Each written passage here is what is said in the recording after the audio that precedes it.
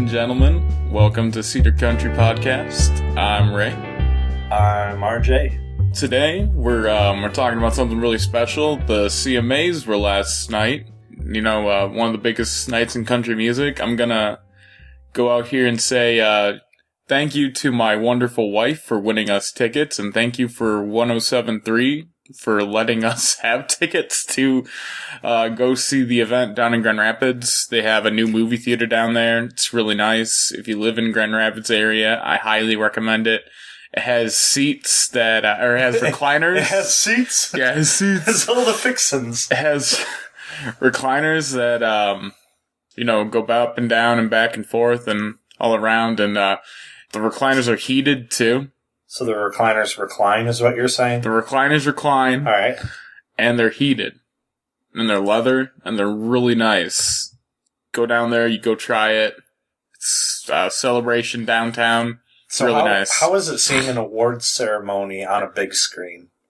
It was really nice. Okay. It was actually, it was really nice. It was like high definition too. Okay. So you could see. So you could see the whiskers on their chins. So you could see every plastic part of Dolly Parton. There was a... Please, she's our queen. You can't speak disrespectfully. Reba and Carrie Underwood talked about how most of her parts are barely legal. So that was... Listen, but we don't have the pull that Carrie Underwood and Reba have. No, but it was still... We're just a couple of nobodies from Michigan. Yeah, so theme of the CMAs this year was the women of country music. Wonderful theme. Before we go further, so this is great. So if you haven't seen the CMAs, don't worry, because I haven't either. This is going to be Ray basically just telling me about last night. I guess it's not going to be last night whenever this actually goes up. We're talking about the 2019 CMA Awards ceremony. So Ray's going to be telling me all about it, and I'm going to be listening and learning about it. So if you haven't seen it either, then don't worry, because Ray's going to tell us all about it. All right, go ahead. Continue. Carry on, Ray. I'm sorry for interrupting. All right, so opening song number was a lot of the huge superstars of the country music world that are female, and you even know that like Carrie Underwood and Reba McEntire and Dolly Parton, they were the hosts of the CMAs this year, and they did a fantastic job. Was it Loretta Lynch? That was. Well, first of all, I'll correct you real quick. Loretta Lynn. Also, okay, I did actually. So that's the one CMA thing. Because in the last episode I talked about how I was really excited. We both talked about how we were really excited for that opening ceremony. So I did end up going onto YouTube and watching that on the CMA YouTube channel. So that's the only actual footage of the CMA Awards I saw was the opening number, that 8-minute thing. So I can help you talk about that. But also real quick, and I guess I should say, because of you mentioned the theme being the woman of country music, I guess I should say I'm not surprised. But I'm just a little bit surprised because it's been for like a decade now for the CMAs. It's been Carrie Underwood and Brad Paisley. And I don't know why, I just kind of expected that. I just kind of expected that to be what it was last night, but I guess it makes sense why it wasn't, because he's not a woman. But at the same time, I was like, oh, I'll admit, it threw me off a little bit having not, granted, I didn't know the entire show's theme was the woman of country music. Anyways. They had really, really good chemistry. You know, Reba and Dolly could carry the whole show by themselves. Yeah. They're great all by themselves, but bringing them all together was fantastic. But yeah, for the opening number, because like I said, I saw that as well. It was phenomenal. Like, it was the only other, I don't really watch awards shows. That's why I didn't watch the CMAs. And also I was working on our other podcast last night and some other stuff. So I also didn't know it was on last night. To be honest, I actually didn't know when it was supposed to be on TV. Because I wanted to watch back in 2016 when they had the anniversary one. I wanted to watch that, CMAs, but somebody else was watching TV, and we only had the one TV at my house, so I wasn't able to watch it. This year, I just, didn't know what it was. Anyways, back to the opening number, without me getting sidetracked anymore. It was great. Because it was, who all did they bring out? They brought out Jennifer Nettles, Terry Clark, they brought out Gretchen Wilson. Crystal Gale. Yeah.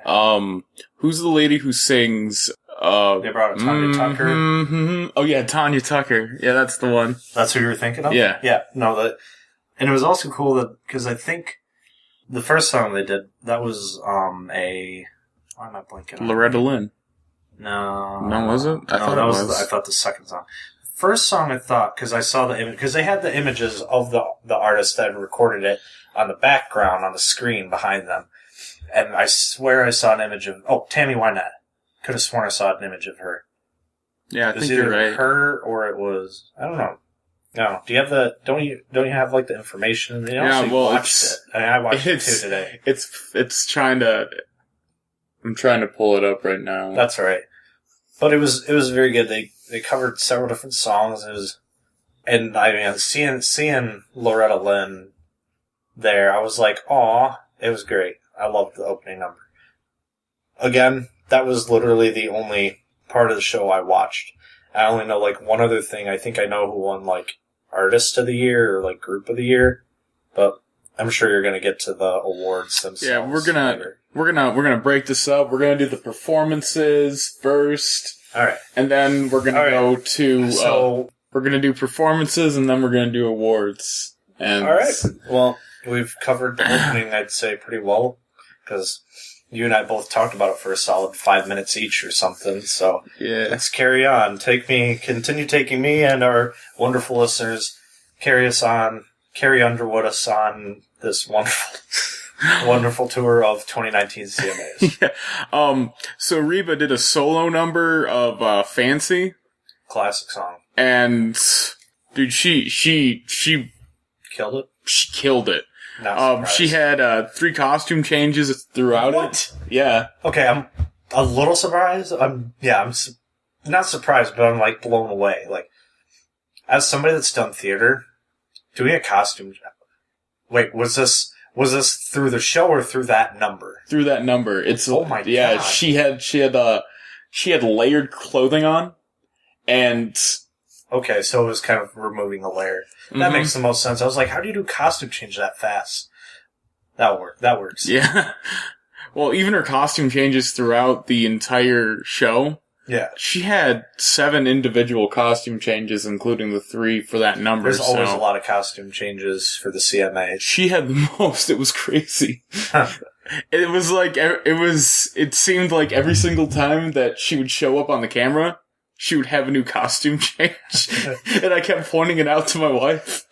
I kept saying, hey, there's another costume change. By the end of the night, my wife just kept telling me to stop. So, quick question. This is about Reba, but not the CMAs.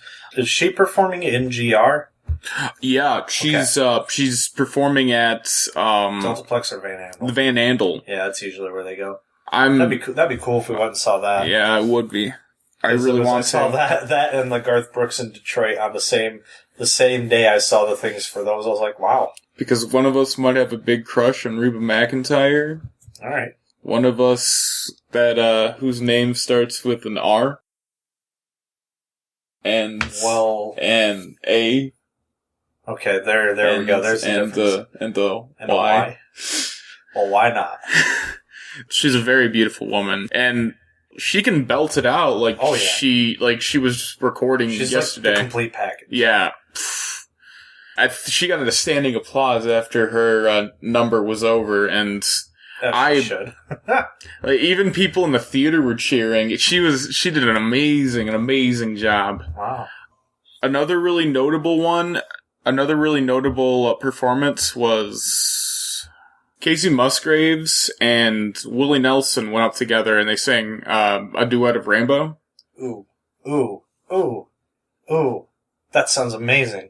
Because it's a good song, and those are both fantastic artists. It was really good, but we're gonna get Sad Boy real quick. Oh no. I I really don't know how long Willie's going to be around. He's not looking so great, and that kind of made me sad to think that we're going to lose him in the next little while. Well, I hope he still has some time in him. He didn't look so great up there. He looks like his age is starting to wear on him. Yeah. I mean, he's lived a good long life. I mean, he's lived a full life for sure. And I mean, I don't know him personally, so I don't know how he feels about reaching this point in his life. But like, it'll be sad when he passes, but at the same time, we can celebrate all the cool stuff he's done. Yeah. For country music and the world. Willie, if you're listening, which you're probably not because we're a little known podcast in the middle of nowhere, Michigan, we love you, man. Yeah. We love you. You keep doing what you do, okay? So one of the big things that one of the presenters said during this show that really hit me was that country music is one of the few places where no matter where your musical background comes from, you can come in and people will welcome you and you can come in and do cross stuff with other people. Yeah, I mean, just look at like Cyndi Lauper did a country. I mean, granted, that's kind of like a thing. There's a lot of pop artists when they get older do a country album. Yeah. That's a trend. But I mean, another good example, Lil Nas with Old Town Road, like country music. I mean, okay, yeah. I will say it. Country music is welcoming him with open arms because I definitely saw him in a shot in the audience. There. Oh yeah, him and Billy Ray were both there. Yeah. They actually won Musical Event of the Year. So that's the reason they were there. I guess, spoiler alert for the later part of this episode. Yeah, Chris Stapleton and Pink did a cover of... I can't remember what they sang, but it was really, really good. It was something to... You're gonna look it up real quick, aren't you? Yeah, I'm gonna see if I can find it. Alright, well then we'll just chill out for half a second. Was it Love Me Anyway? Mm-hmm. Yep, because that's Pink's new song that features him, the studio version. So they were performing her new song that features him, apparently, from my 3-second Google search. Listen, they have really good chemistry together, I gotta say. I can imagine it. They both have that, like, kind of gravelly quality of their voices, so I imagine their voices blend well together, and both their personalities, from what I've seen from them, I can imagine that they would be a good on-stage pairing and performance pairing. You know what I didn't see coming, but was Halsey and Lady Antebellum. I saw something, I wasn't even, like, looking up anything remotely related to country music, and something popped up. It might have been, because Google does that thing now when you have a Google tab open, just like the search on your phone, underneath it has all these articles. And I think one of them was like about that, because I could have sworn I didn't, like for some reason I was thinking Billie Eilish. I don't know why. But I guess it was, now that you said it, yeah, it was Halsey and Lady Antebellum, right? Yeah. You said? Okay. That was a really good one. That was a really good one too. Do you remember who... couple years ago, maybe last year, or whenever, who Beyonce performed with at the CMAs? No idea. Wait, I do, because I just saw something about it, because it was the Dixie Chicks. Was it? Yeah, because it was somebody talking about how great Bey is, but it was somebody being like, only somebody like Beyonce could bring an artist that ended up being so reviled in their field of music back to like standing ovation. See, I don't understand because I really like the Dixie Chicks. Yes, musically, it has to do with that's going back to the mid-odds with the whole thing of them protesting President Bush or something like that. I don't know. This is when like we were 10 at best. Yeah. So I mean, I listened to country music back then, but I didn't pay attention to like what was going on in country music because I was a kid.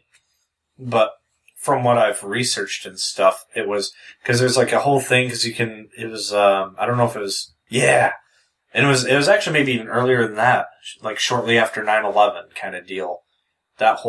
during that whole kerfuffle between like 01 and 04, something about, because it was like Toby Keith, the Dixie Chicks, kind of going at each other, and something to do with like that, the whole thing, and then like the Iraqi war or something like that, or the terrorism.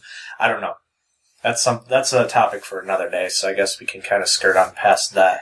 But that's who it was. It was Beyonce performed at the CMAs with the Dixie Chicks, who hadn't really been, because after like 2000, after like the late 2000s, they kind of dipped out for most of the 2010s, and they only just recently like came back for that performance, and I think a couple singles so far. Well, I hope they come back. Oh yeah, they're really good. So, Old Dominion did a live version of One Man Band. Wasn't it played at your wedding, right? Yeah, that's why it hit me so hard. It was, I love that song. One Dominion's pretty good. They're not Old Dominion. I think I'm getting them confused with One Direction or One Republic. I think so. Sorry. Old Dominion is pretty good. So does Garth Brooks and Blake Shelton normally play Dive Bar together? Because I don't think they do they? Dive Bar? Yeah. That's a new single. It's something I've seen in passing on my social media, but it wasn't something I really saw. So maybe it is. Maybe it's Garth Brooks. Did they perform it at the CMAs? Yeah, well, anyway, it was the last performance of the night. Okay, so it's probably Garth Brooks if they performed it with him. Yeah, they killed it. It was so good. It's Blake Shelton and Garth Brooks. Of course. They're both solid artists, both in their own right. Actually, the other day I was like, man, I really want to listen to Austin. Good song. Yeah, very good song. So, I think we're going to transition over to the awards portion of this. Awards, trophies. Okay, so, oh yeah, I want to quick jump back way to the opening thing. Yeah. The other highlight for me was towards the finale. It was, I think, the penultimate part. In fact, I had to have been because it was the only one to come through the opening, the middle section.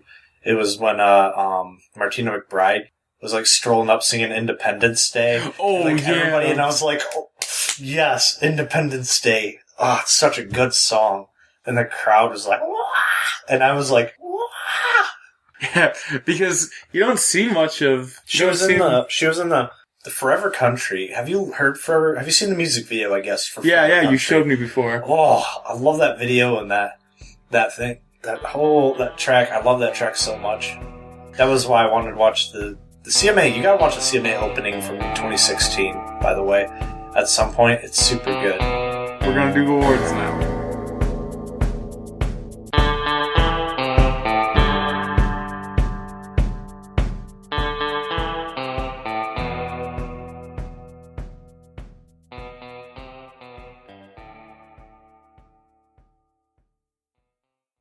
Hey everybody, this is RJ, Ash, Ray, Brandon, Harrison, and Bronson.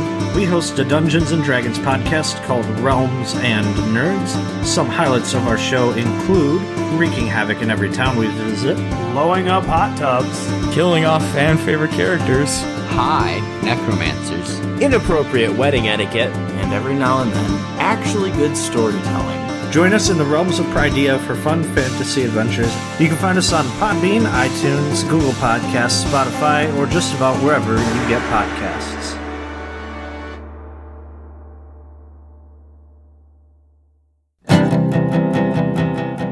Have you been looking for some new music to listen to? Well, look no further. A couple of friends of mine recently started an alternative indie acoustic band called The Inevitable. Their first album, entitled Force of Habit, is available for purchase or streaming over on Bandcamp, Spotify, Apple Music, YouTube, and Amazon.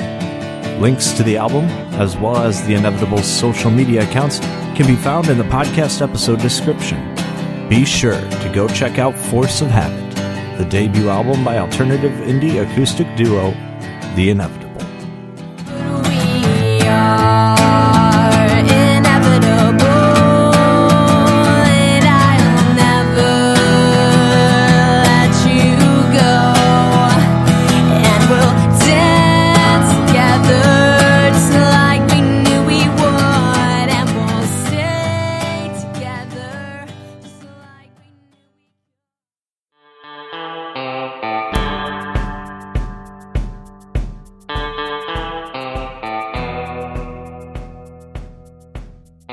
All right, so I'm gonna rapid fire. Oh, no. And you're gonna no. I'm gonna. Is this gonna be? Are you playing a game? No, we're gonna quiz you. Oh. We're gonna quiz you on who you think. So it is a game. It kind of is a game. Okay. Okay. Am I supposed to guess who won? I will give you the 5 choices. Is it the award and then all the nominees? Yes. And then I have to figure out. I have to see if I can guess which one actually won it. Yeah. Okay. I like this game. Let's do this. So, Entertainer of the Year. We got Garth Brooks. Okay. Eric Church. So you actually spoiled this one for me when we were talking earlier. It was Garth Brooks. Yeah. Also, Garth Brooks always wins Entertainer of the Year. It's a no-brainer. I heard a lot of people got angry about it in, like, the Carrie Underwood and Keith Urban camps. So, one of the cool things about his shows, to give you guys... Doesn't he add, like, a verse to Friends in Low Places, is it? No. No, it's not. That's not what I'm talking... I don't know what he does, but what I do know is he's one of the only big stars in country music who keeps his prices below $100. All of his tickets are below $100. Most of his tickets are below. That's amazing. Yeah, good guy Garth. Good guy. Shout out. I know that you're not listening, Garth Brooks. Again, nobody listens. We're a small town podcast, but thank you so much for being so good to your fans. We really do appreciate it. I'm going to make the conscious effort to try to come to your show. Yeah, I would love to as well. Yeah, I'd love to be able to say I've seen, because I definitely want to, because I was working, so last time he came through Grand Rapids, like 3 years ago, I didn't find out till like the day before. And then I closed at work. I had to work late night all 3 nights. Let's keep going. I like this game. Female Vocalist of the Year. Okay. Kelsey Ballerini. Uh-huh. Miranda Lambert. Okay. Maren Morris. Mm-hmm. Casey Musgraves. Or tough. Carrie Underwood. I mean, granted, they're all nominees, so obviously they're... All right. Part of me wants to say Casey, part of me wants to say Maren, part of me wants to say Miranda. And it's going to be like none of them. Shoot your shot. Casey Musgraves. You were right on the money. Ooh! That was actually my gut instinct. Before you said any of them, my first thought was, Casey Musgraves, maybe? I don't know why. Like I said, I promise, I knew Entertainer of the Year, and I know who won an award. I don't remember offhand what the award was. I saw like a thing about it.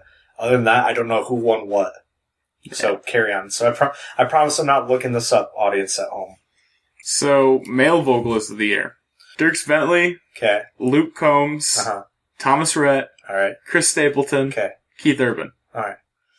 I'm going to say Luke Combs. I should have brought you because we did... Yeah, you're right.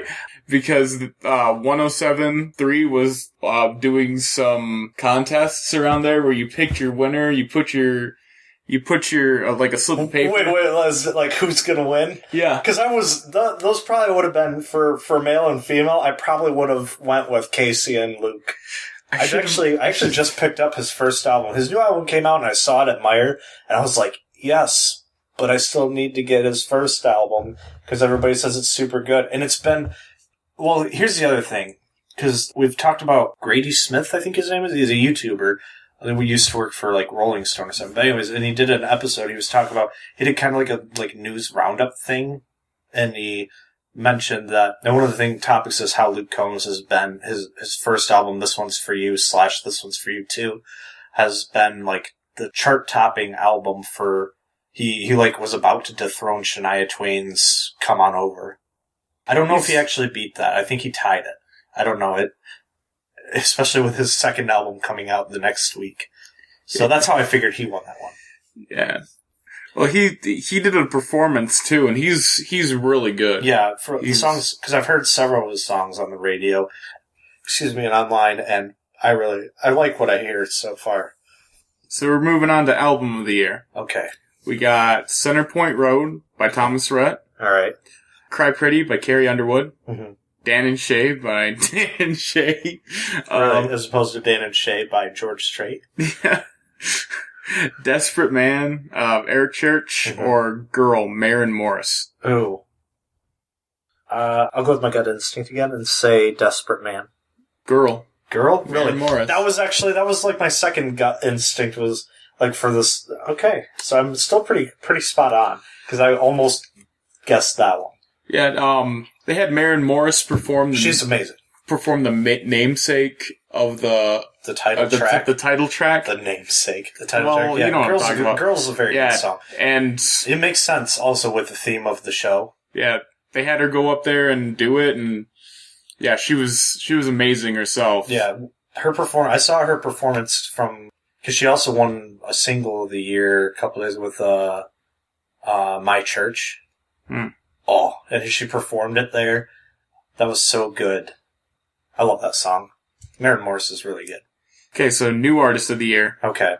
This one I might not even know all the artists, but we'll see how well I'm keeping up with country news. Cody Johnson. Okay. Midland. I actually just listened to their first album the other day. Actually, no, today I was listening to that on the way home. Carly Pearce. Ashley McBride. Morgan Wallen. I think it's Morgan Wallen, I believe. Morgan Wallen. His name. Let me see. You know what? I'll just go with Midland. Ashley McBride. Ashley McBride, wow. Congratulations. Song of the year. Okay. Beautiful Crazy by Luke Combs. Girl by Maren Morris. Okay. God's Country by Blake Shelton. Rainbow by Casey Musgraves. And Tequila by Dan and Shay. You know, I'm going to fight my gut and say Rainbow. Beautiful Crazy. Really? My gut wasn't even close. That was not... I actually thought it might have... I was like, my gut said Tequila. But, wow. Good job, Luke Combs. I should have gone with you because, Luke Combs has been killing it. I don't know why I didn't. Alright, so single of the year. Burning Man by Dierks Bentley, featuring Brothers Osborne. Yeah. Girl by Maren Morris. Okay. God's Country by Blake Shelton. Okay. Millionaire by Chris Stapleton. Alright. Or Speechless by Dan and Shay. Oh. It's one of... I think it's... Because this one I think is based on... Because it's single as opposed to song of the year. So this one I think is based on sales. Maybe. I don't know. I don't remember how all this works, if it's voting or what. If it is based on sales, then I don't think it'd be the one that I'm thinking. But if it's not, then it would be. Shoot your shot. You know what? Millionaire. God's Country by Blake Shelton. Really? That wasn't... Oh, again, I was thinking Dan and Shay with Speechless. So... That was my gut. They had Blake go up there and perform it, and they did some amazing pyrotechnic work on it. The set for that song. Is that the song where it kind of starts... I don't know if they would have done it with the live version, but it starts with a church bell, or a bell or something. Okay, good. So that's the song I'm thinking of, because I've only heard it a couple times. It's alright. It's not my favorite Blake song. Personally, I think it's one of his better ones in the past couple of years, but it's not my favorite one. I think it's one of my favorites. It's just it's a power ballad of a country song. It is strong. It's very gothic too. It's very strong. Yeah. Okay, so vocal group of the year. Okay. Lady Antebellum. Little Big Town. Okay. Midland. Old Dominion. Okay. Zac Brown Band. Okay, this is one I think that I saw the one, because didn't Old Dominion win it? Yes, it did. I would have given it to Midland, but okay. I think Midland's got tighter harmonies. Vocal duo of the year. Okay. Brooks and Dunn. Brothers Osborne. Okay. Dan and Shay. Florida Georgia Line. Maddie and Tay. Florida Georgia Line.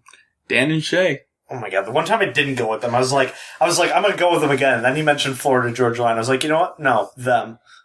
Part of me was actually kind of hoping it'd be Maddie and Tay. Same here. That's who I chose. Musical event of the year. We already talked about this. Lil Nas X and... Oh yeah, I forgot. Yeah, what were the other nominees? Maren Morris and Brothers Osborne, all my favorite people. Brooks and Dunn and Luke Combs, Brand New Man, and Brantley Gilbert and Lindsay L. What Happens in a Small Town? I like that song. So, music video of the year. Okay, this one I'm gonna know. Absolutely nothing. I don't really watch music videos anymore. Except for that one Chris Stapleton Lego one. You're good. That one should win next year. Carry on. Burning Man by Dierks Bentley, featuring Brothers Osborne, Girl by Maren Morris, God's Country by Blake Shelton, Rambo by Casey Musgraves, or Some of It by Eric Church. You know what? I'm going to go with Burning Man. Rainbow. Oh, now it's Rainbow. It wasn't earlier.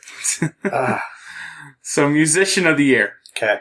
Jeannie Fleenor. Okay. Paul Franklin. Mac McAnally. Sounds like it should be McKinley. McKinley. Maybe. I don't know. I'm not. Well, you've revealed the answer to me. So, alright, for this one. He's going to do... So, Jeannie Fleenor. I don't know if that... I actually don't know how to pronounce it. Apparently was the winner. But it's Paul Franklin. That would have been my guess, I think. Mac McAnally. I don't know if that's supposed to say Aya or Ilya Tushinsky and Derek Wells. I actually don't.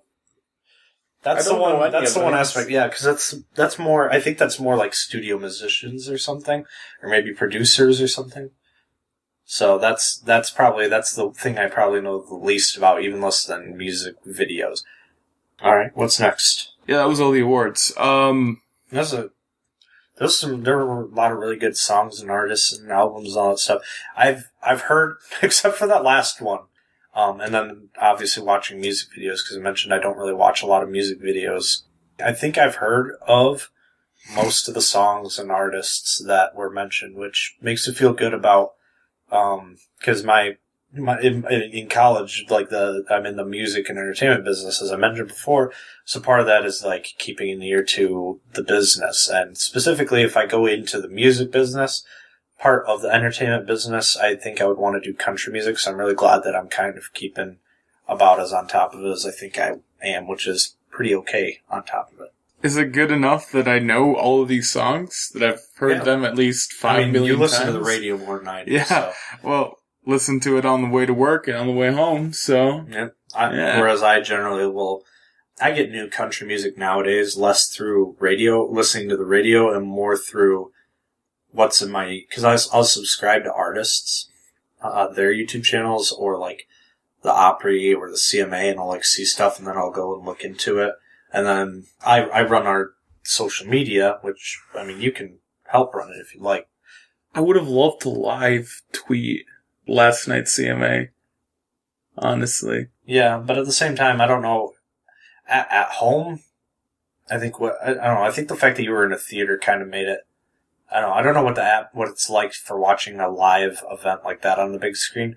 Was it like watching a movie where like generally people like weren't on their phones, or was like everybody on their phone?